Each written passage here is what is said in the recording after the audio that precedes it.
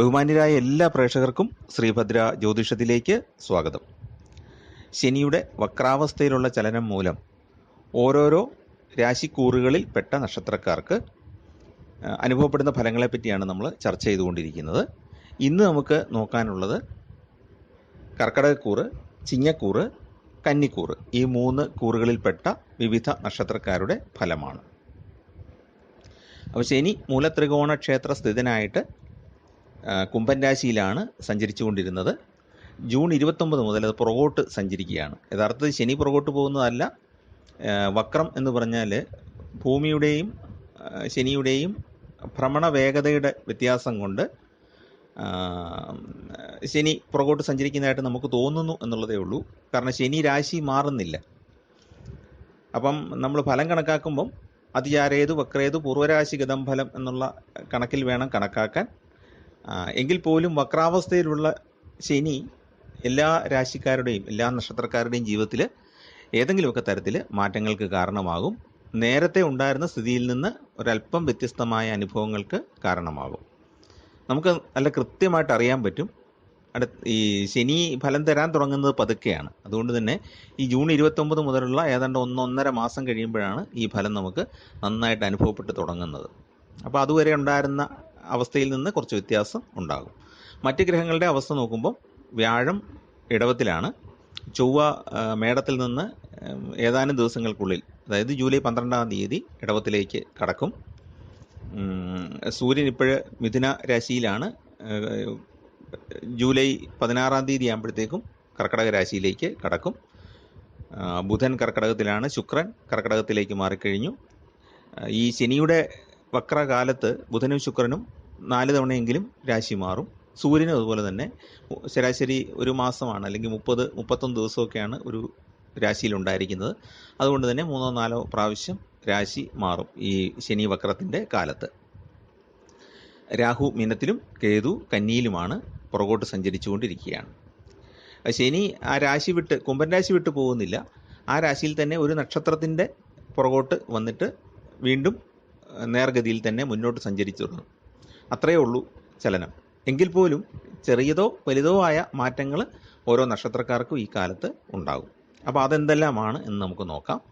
ആദ്യമായിട്ട് കർക്കടകക്കൂറിൽ പെടുന്ന നക്ഷത്രങ്ങൾ എന്ന് പറഞ്ഞാൽ പുണർദത്തിൻ്റെ അവസാന പാദവും പൂയവും ആയില്യവുമാണ്. അപ്പോൾ കർക്കടകക്കൂറിൽ പെട്ടവരെ സംബന്ധിച്ചിടത്തോളം ശനി 8-ാം ഭാവത്തിൽ സഞ്ചരിച്ചുകൊണ്ടിരിക്കുന്ന കാലമാണ്.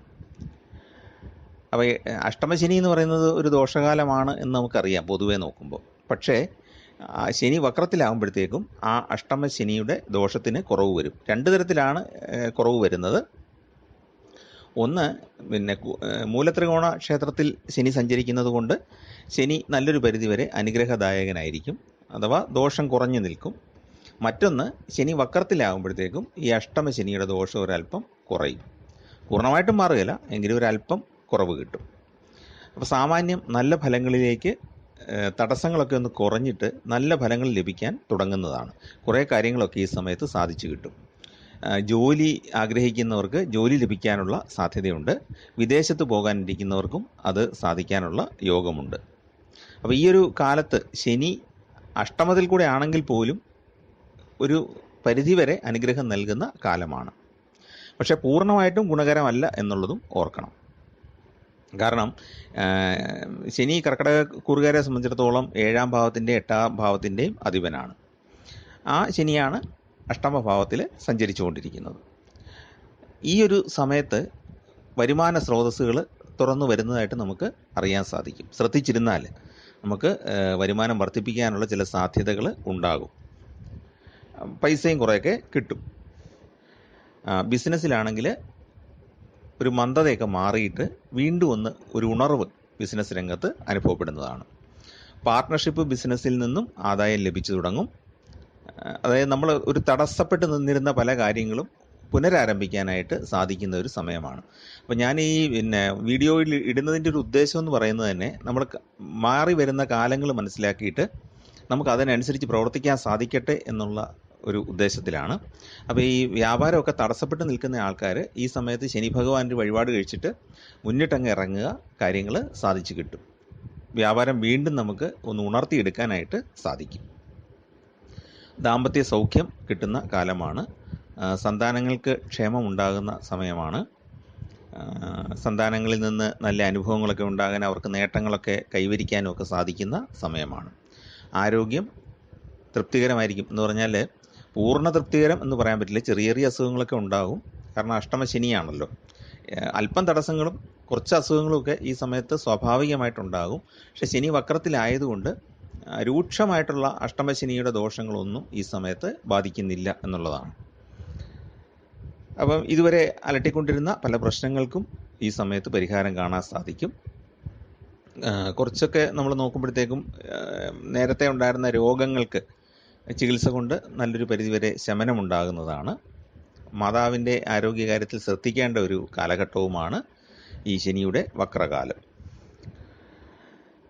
അപ്പം ഈ കർക്കിടകക്കൂറുകാർ പ്രത്യേകമായിട്ട് ശ്രദ്ധിക്കേണ്ടത് എന്താ വെച്ചാൽ, അവർക്ക് പൂർണ്ണമായി അനുകൂലമായ കാലമല്ല എന്നുള്ളത് ശ്രദ്ധിക്കേണ്ടതാണ്. അതുകൊണ്ട് തന്നെ ഈ ഓഹരി, ഷെയർ മാർക്കറ്റ്, പിന്നെ അതുപോലെ ഊഹക്കച്ചവടം, അതായത് ഫ്യൂച്ചർ മാർക്കറ്റ്, ഇതിലൊന്നും ഭാഗ്യം പരീക്ഷിക്കാൻ പറ്റിയ ഒരു സമയമല്ല.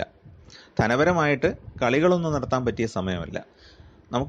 നമ്മൾ ചെയ്തുകൊണ്ടിരുന്ന പ്രവർത്തനങ്ങൾ ഒന്നുകൂടെ ഒന്ന് ഉന്മേഷകരമാക്കാം, ഒന്ന് ഉത്സാഹത്തിലൂടെ പോകാം, അല്പം ഒന്ന് എനർജൈസ് ചെയ്യാം. ഇതൊക്കെയാണ് ഈ സമയത്തുള്ള ഗുണങ്ങൾ. ജോലിയിലാണെങ്കിൽ പ്രൊമോഷനൊക്കെ ലഭിക്കാം, അല്ലെങ്കിൽ ജോലിയിൽ കുറച്ചുകൂടെ അംഗീകരിക്കപ്പെടാം നമ്മൾ, അല്ലെങ്കിൽ നമ്മുടെ ഒരു ടീം ലീഡറായിട്ട് തിരഞ്ഞെടുക്കപ്പെടാം.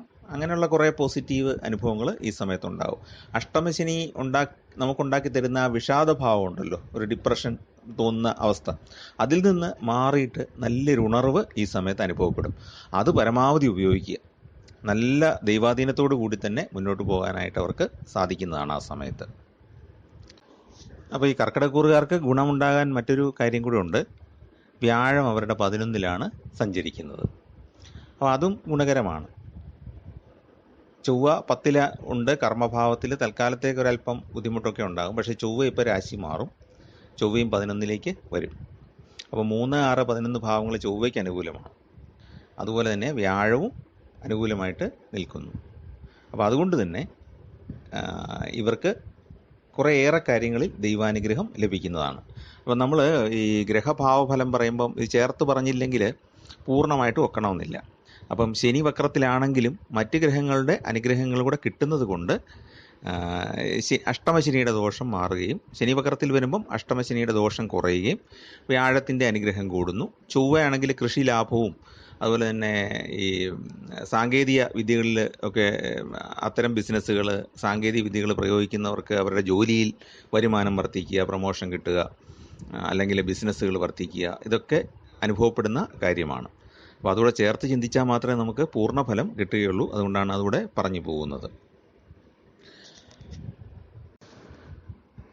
ഇപ്പോൾ കർക്കിടകക്കൂറിൽപ്പെടുന്ന ആൾക്കാർ ഈ അഷ്ടമശനിയുടെ ദോഷം മാറുന്നതിനുള്ള വഴിപാടുകൾ ചെയ്യുക. അതോടൊപ്പം തന്നെ ശനി അനുകൂലമായിട്ട് മാറാനുള്ള കാര്യങ്ങളും കൂടെ ചെയ്യാവുന്നതാണ്.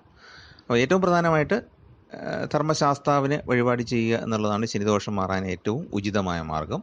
ശാസ്താവിന് നീരാജനം, എള്ളുതിരി, നെയ്വിളക്ക് തുടങ്ങിയ കാര്യങ്ങളൊക്കെ സമർപ്പിക്കാവുന്നതാണ്. അതുപോലെ തന്നെ തുളസിമാല, തുളസിപ്പൂക്കൾ കൊണ്ട് അർച്ചന, ഇതൊക്കെ ചെയ്യാം. ശംഖുപുഷ്പം കൊണ്ട് അർച്ചന ചെയ്യാം. ഓരോ അർച്ചനകളും ഓരോ കാര്യസാധ്യത്തിനാണ് കേട്ടോ. അതാത് ക്ഷേത്രത്തിലെ ആചാരം ഏതാണെന്ന് ചോദിച്ചാൽ അതനുസരിച്ച് ചെയ്യുക. ഒരുപാട് അർച്ചനകളുണ്ട് ശാസ്താവിന്, പല പല മന്ത്രങ്ങൾ കൊണ്ടുള്ള അർച്ചനയുണ്ട്. പിന്നെ ഹനുമാൻ സ്വാമിക്ക് വെറ്റിലമാല സമർപ്പിക്കുക, തടസ്സം മാറാൻ വളരെ ഉത്തമമാണ്. അപ്പോൾ ശനി അല്പം തടസ്സം കുറഞ്ഞ് അനുകൂലമാകുന്ന ഒരു കാലഘട്ടമാണ്. അത് നമുക്ക് പരമാവധി ഉപയോഗിക്കാം എന്നുള്ള ഇതിലാണ് വഴിപാടുകൂടെ പറയുന്നത്. പിന്നെ അതോടൊപ്പം തന്നെ കർക്കിടക കൂറിൽപ്പെട്ട ആൾക്കാർ ദുർഗാ ഭഗവതിക്ക് വഴിപാടുകൾ ചെയ്യേണ്ടതാണ്. ദുർഗാദേവിയുടെ ക്ഷേത്രത്തിൽ പട്ട് സമർപ്പിക്കുക, അർച്ചനകൾ സമർപ്പിക്കുക. കണ്ടമാനം തടസ്സം ഉണ്ടെങ്കിൽ കുങ്കുമാർച്ചന പോലുള്ള വഴിപാടുകളൊക്കെ ചെയ്യുന്നത് ആ തടസ്സം മാറാൻ വളരെ ഗുണകരമാണ്. ദുർഗാദേവിയെ പ്രീതിപ്പെടുത്തുന്ന അർച്ചനകൾ, ഭജനകൾ, കീർത്തനങ്ങൾ, അതുപോലെ തന്നെ മന്ത്രങ്ങളൊക്കെ അറിയാവുന്നത് ജപിക്കുന്നത് ഉത്തമമാണ്. ദുർഗാപ്രധാനമായ വ്രതങ്ങൾ എടുക്കുന്നതും ഈ സമയത്ത് നല്ലതാണ്. ചന്ദ്രപ്രീതികരങ്ങളായ കാര്യങ്ങൾ ചെയ്യുന്നതും നല്ലതാണ്. അപ്പോൾ ഇതാണ് നമുക്ക് കർക്കിടകക്കൂറിൻ്റെ പൊതുഫലമായിട്ട് പറയാനുള്ളത്. പിന്നെ കൂടുതൽ രോഗാദി ദുരിതങ്ങളൊക്കെ ഉള്ളവരുണ്ടെങ്കിൽ മഹാദേവന് കൂവളമാല സമർപ്പിക്കുക, മഹാവിഷ്ണുവിന് ഒരു താമരമൊട്ട് സമർപ്പിച്ച് പ്രാർത്ഥിക്കുക. അതൊക്കെ രോഗം കുറയാനായിട്ട് വളരെ നല്ലതാണ്, കുടുംബത്തിൽ ഐശ്വര്യം ഉണ്ടാകാനും നല്ലതാണ്. അപ്പം നമ്മളറിയാതെ തന്നെ നമ്മളെ ബാധിച്ചിരിക്കുന്ന എന്തെങ്കിലും രീതിയിലുള്ള അനിഷ്ടകരങ്ങളായ എനർജികൾ ഉണ്ടെങ്കിൽ അതൊക്കെ ഒഴിഞ്ഞു പോകാനായിട്ട് ക്ഷേത്ര ദർശനവും വഴിപാടുകൾ ചെയ്യുന്നത് നല്ലതാണ്. ക്ഷേത്രത്തിലെ ഒരു അന്തരീക്ഷം വളരെ പോസിറ്റീവായിട്ടുള്ള അന്തരീക്ഷമാണ് മിക്ക സ്ഥലങ്ങളിലും. നല്ല, അതായത് യഥാവിധി പൂജ നടക്കുന്ന ക്ഷേത്രങ്ങളിലൊക്കെ ഒരു പോസിറ്റീവ് അന്തരീക്ഷം ഉണ്ടായിരിക്കും. അതിലൂടെ നമ്മൾ കടന്നു പോകുമ്പോൾ നമ്മുടെ നെഗറ്റിവിറ്റി നല്ലൊരു പരിധിവരെ മാറിക്കിട്ടുന്നതാണ്. അപ്പോൾ ക്ഷേത്ര ദർശനം ഈ സമയത്ത് ചെയ്യുന്നത് ഏറ്റവും ഉത്തമമാണ്. അടുത്തത് ചിങ്ങക്കൂറിൻ്റെ ഫലങ്ങളാണ്. ചിങ്ങക്കൂറുകാർക്ക് 6ഉം 7ഉം ഭാവാധിപനാണ് ശനി എന്ന് പറയുന്നത്. അപ്പോൾ ശനി 7ാം ഭാവത്തിൽ കൂടിയാണ് സഞ്ചരിച്ചുകൊണ്ടിരിക്കുന്നത്, പറഞ്ഞാൽ കണ്ടകശനിയാണ്. പക്ഷേ ശനി വക്രത്തിലായതുകൊണ്ട് കണ്ടകശനിയുടെ കാഠിന്യം കുറയും. മാത്രമല്ല മൂലത്രികോണ സ്ഥാനത്ത് നിൽക്കുന്ന ശനി ആയതുകൊണ്ടും കണ്ടകശനിയുടെ കാഠിന്യം കുറയുന്നതാണ്. അപ്പോൾ രണ്ട് രീതിയിൽ, ഈ മൂലത്രികോണത്തിൽ നിൽക്കുന്ന ശനി എന്ന് പറഞ്ഞാൽ ശനിക്ക് വളരെ ഇഷ്ടപ്പെട്ട ഒരു സ്ഥാനമാണ്. അതോടൊപ്പം തന്നെയാണ് വക്രത്തിലും കൂടെ വരുന്നത്. അതുകൊണ്ട് തന്നെ ദോഷ അനുഭവം നല്ലൊരു അളവ് വരെ മാറി നിൽക്കുന്നതാണ്. അതുകൊണ്ട് തന്നെ ആത്മവിശ്വാസം നന്നായിട്ട് അനുഭവപ്പെടും. ബിസിനസ് രംഗത്ത് പ്രവർത്തിക്കുന്നവർക്ക് അനുകൂലമായ ഒരുപാട് അവസരങ്ങൾ ഉണ്ടാകും. അപ്പോൾ ഇതൊരു അറിയിപ്പായിട്ട് സ്വീകരിക്കുക. നിങ്ങൾ ബിസിനസ് രംഗത്ത് തുറന്നു വരുന്ന അവസരങ്ങളെ നന്നായിട്ട് വിനിയോഗിക്കുക. കൂടുതൽ ബന്ധങ്ങൾ ഉണ്ടാക്കാനും പലതരത്തിലുള്ള ബിസിനസ് അവസരങ്ങൾ നമുക്ക് ഉപയോഗിക്കാനും നമ്മുടെ വ്യാപാര മേഖല വർദ്ധിപ്പിക്കാനും അതുപോലെ തന്നെ നമ്മുടെ സിമിലർ ആയിട്ടുള്ള വ്യാപാര മേഖലയിൽ പ്രവർത്തിക്കുന്നവരുമായിട്ട് ബന്ധപ്പെട്ടുകൊണ്ട് കൂടുതൽ സ്ഥലങ്ങളിൽ നമുക്ക് പ്രവർത്തിക്കാൻ, അതുപോലെ ഏജൻസി രീതിയിൽ പ്രവർത്തിക്കാൻ, കമ്മീഷൻ വ്യവസ്ഥ പ്രവർത്തിക്കുക, സൈറ്റിൽ സാധനങ്ങൾ ഇറക്കി കൊടുത്ത് നന്നായിട്ട് മാനേജ് ചെയ്യുക, അങ്ങനെയുള്ള കുറേ ബിസിനസ് വർദ്ധിപ്പിക്കാനുള്ള പല പല സ്ട്രാറ്റജികൾ നമുക്ക് മെനയാൻ കഴിയുന്ന ഒരു സമയമാണ്. പാർട്ട്ണർഷിപ്പിൽ ബിസിനസ്സിൽ നേരത്തെ ഉണ്ടായിരുന്ന വിഷമങ്ങളൊക്കെ മാറിയിട്ട് അത് ഒന്ന് ലൈവാകും എന്ന് പറഞ്ഞാൽ അത് കുറച്ചുകൂടെ ഉത്സാഹഭരിതമാകും. 2 പാർട്ട്നേഴ്സും അല്ലെങ്കിൽ 2ഓ അതിൽ കൂടുതലോ പാർട്ട്നേഴ്സ് കാണും. അവർ തമ്മിലൊക്കെ ഒരു ധാരണ ഉണ്ടായിട്ട് ബിസിനസ് നല്ല രീതിയിൽ വീണ്ടും മുന്നോട്ട് പോകാൻ തുടങ്ങും. തടസ്സങ്ങളൊക്കെ തരണം ചെയ്ത് പോകാൻ സാധിക്കും. ജോലിയിലൊക്കെ ആണെങ്കിൽ സഹപ്രവർത്തകരുടെ ആ ഭാഗത്തുനിന്നുണ്ടായിരുന്ന നിസ്സഹകരണമൊക്കെ മാറിയിട്ട് അവർ സഹകരിച്ചു തുടങ്ങും. അങ്ങനെ ഒരു ഗുണമുണ്ട്. പിന്നെ ശത്രുശല്യം നല്ലൊരു അളവ് വരെ കുറയുന്നതാണ്. കേസിലെ വഴക്കുകൾ ഒക്കെ ഉണ്ടായിരുന്നതിൽ ഒരു തീരുമാനം ഉണ്ടാകും. അനിശ്ചിതമായിട്ട് നീണ്ടുപോയ കേസുകളിലൊക്കെ ഈ സമയത്ത് തീരുമാനം ഉണ്ടാകും. അത് ഒരു പരിധിവരെയെങ്കിലും നമുക്ക് അനുകൂലമായിരിക്കും. അല്ലെങ്കിൽ ഇരുഭാഗത്തിനും വലിയ ഫേവർ ഇല്ലാത്ത രീതിയിൽ, അത് നമുക്ക് പ്രതികൂലമല്ലാത്ത രീതിയിൽ അത് തീർക്കപ്പെടും. വിദേശത്ത് പോകാൻ ആഗ്രഹിക്കുന്നവർക്ക് അതിനുള്ള യോഗം ഉണ്ടാകുന്നതാണ്. വീട് മാറി താമസിക്കാനുള്ള സാഹചര്യവും ഉണ്ടായേക്കുന്നതാണ്. പഠനത്തിന് വിദ്യാർത്ഥികളൊക്കെ ആണെങ്കിലും വീട് മാറി നിൽക്കേണ്ട സാഹചര്യങ്ങൾ ഉണ്ടാകാം. പിന്നെ കുടുംബ ജീവിതത്തിലുണ്ടായിരുന്ന അസ്വാരസ്യങ്ങളൊക്കെ മാറിയിട്ട് അവർക്ക് ഗുണകരമായ ഒരു അന്തരീക്ഷം വീട്ടിൽ സൃഷ്ടിക്കപ്പെടും. യുവാക്കളുടെ അല്ലെ യുവതികളുടെയൊക്കെ വിവാഹകാര്യത്തിൽ തീരുമാനമാകാൻ ഇടയുള്ള സമയമാണ്. കുടുംബാംഗങ്ങളിൽ ആർക്കെങ്കിലും ആരോഗ്യ പ്രശ്നങ്ങൾ ഉണ്ടായിരുന്നെങ്കിൽ അതൊക്കെ മാറിയിട്ട് ഗുണകരമായ അനുഭവങ്ങൾ ഉണ്ടാകുന്നതാണ്. അപ്പോൾ ചിങ്ങക്കൂറിൽപ്പെട്ട ആളുകൾ അവരുടെ അനുകൂലമായ അനുഭവങ്ങൾ എത്തിച്ചേരാനായിട്ട് പ്രധാനമായിട്ടും ശാസ്താവിന് വഴിപാട് കൊടുക്കുക. നീരാജനം, നെയ്വിളക്ക്, അർച്ചനകൾ, ഹാരങ്ങൾ ഒക്കെ സമർപ്പിക്കാവുന്നതാണ്. ഒരുപാട് അർച്ചനകളുണ്ട് ശാസ്താവിന് ചെയ്യാവുന്നത്. അതുപോലെ തന്നെ നെയ്യഭിഷേകം പോലുള്ള വഴിപാടുകൾ ചെയ്യാം. ഭസ്മാഭിഷേകമുണ്ട്. അപ്പം ഏതാണ് നമ്മുടെ പ്രശ്നത്തിനുള്ള പരിഹാരം എന്നുള്ളത് അവിടുത്തെ തിരുമേനിയോട് ചോദിച്ച്, ശാന്തിക്കാരനോട് ചോദിച്ച് മനസ്സിലാക്കിയിട്ട് അതനുസരിച്ചുള്ള വഴിപാട് സ്വീകരിക്കുക. അല്ലെങ്കിൽ നല്ലൊരു ജ്യോത്സ്യനെ നേരിട്ട് കണ്ടിട്ട് നമ്മുടെ കൃത്യമായ പ്രശ്നം അനലൈസ് ചെയ്ത് അത് എന്ത് ദോഷം കൊണ്ടാണെന്നുള്ളത് മനസ്സിലാക്കിയാലല്ലേ അതനുസരിച്ചുള്ള പരിഹാരം ചെയ്യാൻ പറ്റുള്ളൂ. ആ രീതിയിൽ മനസ്സിലാക്കിയിട്ട് പരിഹാരം ചെയ്യുക. പിന്നെ മഹാദേവന് വഴിപാട് ചെയ്യുക. മഹാദേവന് അർച്ചനകൾ നടത്തുന്നത് വളരെ നല്ലതാണ്. പിന്നെ ചിങ്ങക്കൂറുകാർ സൂര്യദേവനെ ഭജിക്കുന്നത് വളരെ നല്ലതാണ്. സൂര്യദേവൻ്റെ നാമങ്ങൾ ചൊല്ലി ഭജിക്കുന്നത്, ഗായത്രി മന്ത്രം ജപിക്കുന്നത്, അതുപോലെ തന്നെ രാവിലെ സൂര്യനെ ദർശിക്കുന്നത് ഒക്കെ വളരെ ഉത്തമമാണ്. നവഗ്രഹ സ്തോത്രങ്ങളിൽ ജപാകുസുമ സങ്കാശം എന്നുള്ള തുടങ്ങുന്ന സൂര്യ സ്തുതി നിത്യവും ചൊല്ലുന്നത് ഈ കാലത്ത് വളരെ ഗുണകരമാണ്. നവഗ്രഹ ക്ഷേത്രത്തിൽ സൂര്യനും ശനിക്കും നമ്മൾ വിളക്കുകൾ തെളിയിക്കുന്നത് നല്ലതാണ്. അതുപോലെ തന്നെ വ്യാഴത്തിൻ്റെ ആനുകൂല്യത്തിനായിട്ട് നവഗ്രഹ ക്ഷേത്രത്തിൽ വ്യാഴത്തിന് മഞ്ഞപ്പട്ട് സമർപ്പിക്കുന്നത് ഈ സമയത്ത് നല്ലതാണ്.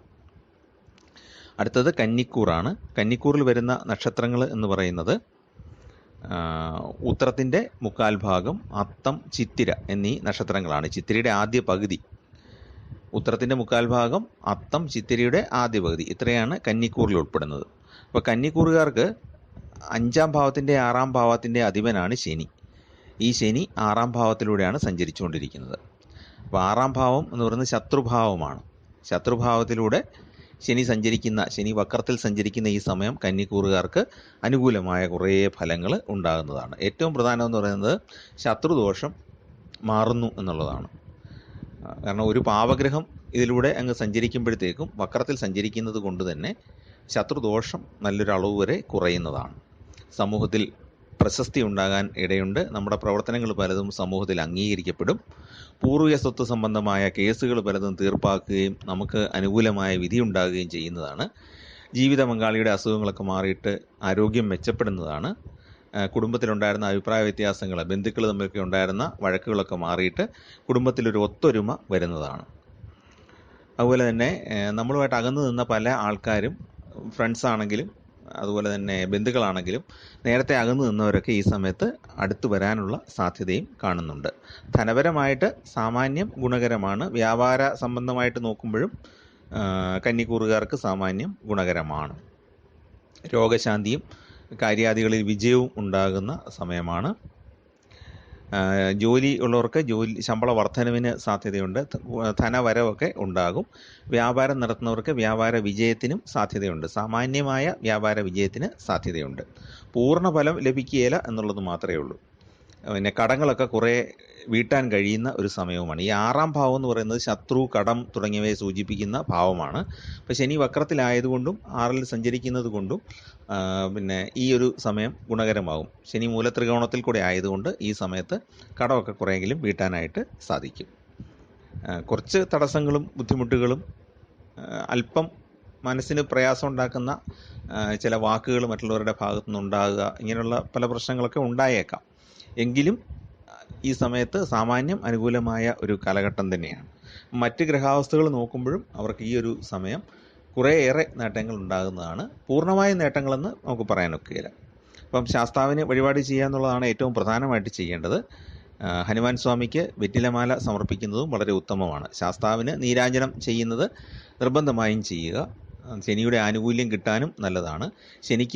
നവഗ്രഹ ക്ഷേത്രത്തിൽ ശനിക്ക് നീലപ്പട്ട് സമർപ്പിച്ച് ഒരു വിളക്കും കൂടെ എള്ളുതിരിയുടെ തെളിയിച്ച് പ്രാർത്ഥിക്കുക, നല്ലതാണ്. കർമ്മരംഗത്ത് എതിർപ്പ് കുറയാനായിട്ട് ഹനുമാൻ സ്വാമിക്ക് ചെയ്യുന്ന വഴിപാടുകൾ വളരെ ഉത്തമമാണ്. അതുപോലെ തന്നെ ഗണപതിക്ക് വഴിപാട് ചെയ്യുന്നതും വളരെ നല്ലതാണ്. അപ്പോൾ കേതുവിൻ്റെ ഒരു സ്ഥാനം കൊണ്ടുള്ള ബുദ്ധിമുട്ടൊക്കെ മാറാനായിട്ടത് ഉപകാരപ്രദമാണ്. കുടുംബദേവതയ്ക്കും കൂടെ അർച്ചന സമർപ്പിക്കുകയാണെങ്കിൽ നമുക്ക് ധാരാളം നേട്ടങ്ങൾ, ധനപരമായിട്ടൊക്കെ നേട്ടങ്ങൾ ഉണ്ടാകുമെന്ന് മാത്രമല്ല, ഈ നമ്മളിലേക്ക് എത്തുന്ന ധനം അവിടെ നിലനിൽക്കാനും അത് സഹായിക്കുന്നതാണ്. അപ്പോൾ ഇത്രയാണ് നമുക്ക് കർക്കിടകം, ചിങ്ങം, കന്നി കൂറുകളിൽപ്പെട്ട നക്ഷത്രക്കാരുടെ ഫലമായിട്ട് പറയാനുള്ളത്. അപ്പം ഈ വഴിപാടുകളൊക്കെ ചെയ്യുന്നതായാൽ നിങ്ങൾക്ക് മനസ്സിന് സ്വസ്ഥതയും സമാധാനവും കടങ്ങളിൽ നിന്ന് നല്ലൊരു അളവ് വരെ മോചനവും ലഭിക്കുന്നതാണ്. അപ്പം ശനി നോർമലി സഞ്ചരിക്കുമ്പം ഈ കൂറിലുള്ളവർക്ക് പല പല പ്രശ്നങ്ങളും ഉണ്ടാകും. അഷ്ടമത്തിലും 7ലും 6ലുമൊക്കെ സഞ്ചരിക്കുന്ന കാലത്ത് പ്രശ്നങ്ങളുണ്ടാകുമെങ്കിലും ഈ വക്രത്തിൽ സഞ്ചരിക്കുന്ന ഏതാനും മാസങ്ങൾ ശനി കുറേയെങ്കിലും അനുകൂലമായിട്ട് നമുക്ക് അനുഭവപ്പെടുന്നതാണ്. അപ്പോൾ ഈ ഒരു സമയം നന്നായിട്ട് പ്രയോജനപ്പെടുത്തുക എന്നുള്ളതാണ് പറയാനുള്ളത്. അപ്പോൾ ചാനൽ ഇഷ്ടപ്പെട്ടെങ്കിൽ ഒന്ന് സബ്സ്ക്രൈബ് ചെയ്യുകയും നിങ്ങളുടെ സുഹൃത്തുക്കൾക്കൊന്ന് ഷെയർ ചെയ്ത് കൊടുക്കുകയും ചെയ്യുക. എല്ലാവർക്കും ഈശ്വരാനുഗ്രഹം ഉണ്ടാകട്ടെ. എല്ലാവർക്കും നവഗ്രഹങ്ങളുടെ അനുഗ്രഹം ഉണ്ടാകട്ടെ. നിങ്ങൾക്കും നിങ്ങളുടെ കുടുംബാംഗങ്ങൾക്കും നിങ്ങളുടെ സന്താനങ്ങൾക്കുമൊക്കെ നല്ല ശ്രേയസ് ഉണ്ടാകട്ടെ എന്ന് പ്രാർത്ഥിക്കുന്നു.